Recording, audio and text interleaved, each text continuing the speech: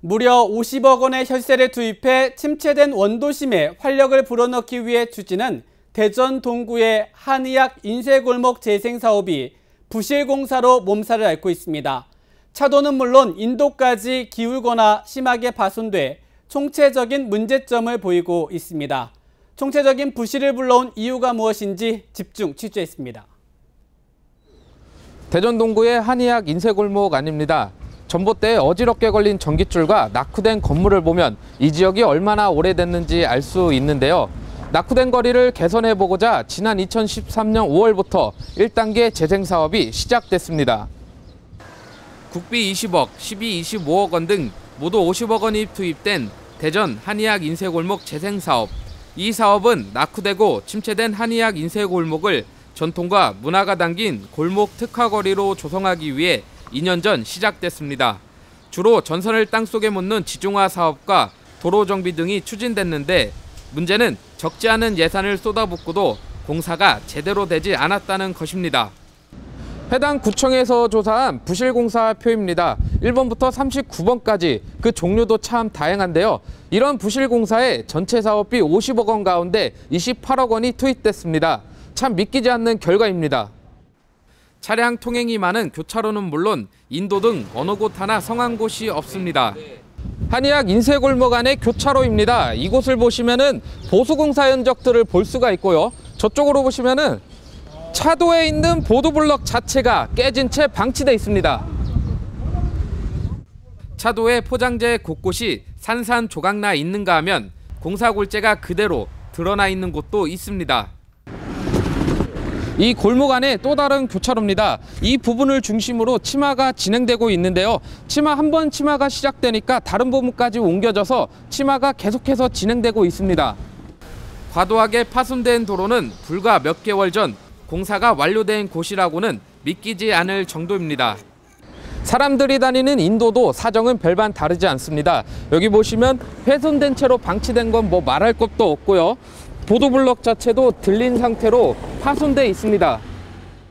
새롭게 탈바꿈하려는 애초 취지는 무색해야 할 정도로 흉물로 전락한 거리, 부실공사로 얼룩진 골목에 시민들의 불편은 물론 안전까지 위협받고 있습니다.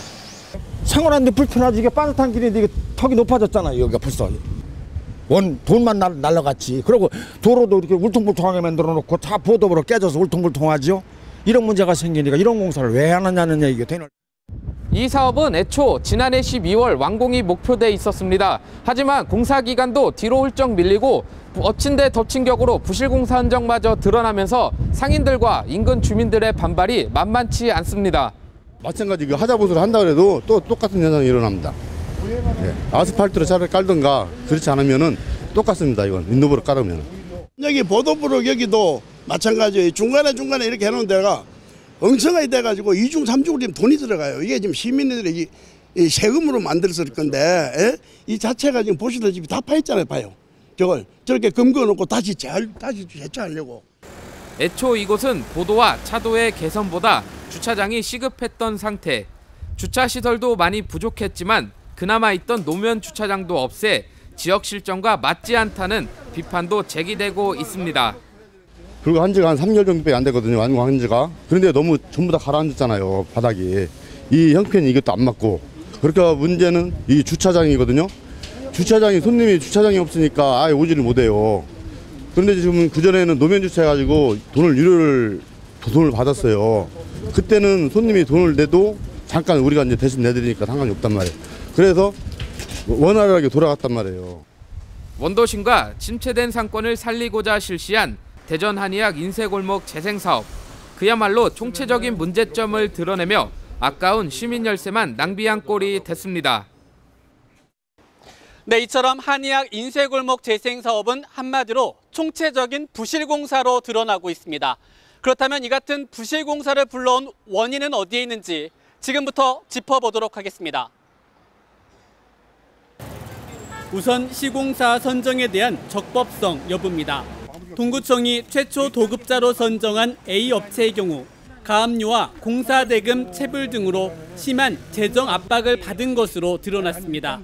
이렇다 보니 수차례에 걸친 재시공 요구는 번번이 묵살됐고 결국 하자 투성이 상태에서 계약 해지로 이어졌습니다. 그런 하자 부분에 대해서 재시공도 수차례 지시했음에도 불구하고 이행을 안 했기 때문에 그 불성실하게 한 사항을 그때 이제 알게 된 거죠. 그런 사항으로서. 그래서 지금 현재 계약부서에서는 좀 그 부정당 업체로 조치를 진행 중에 있어요.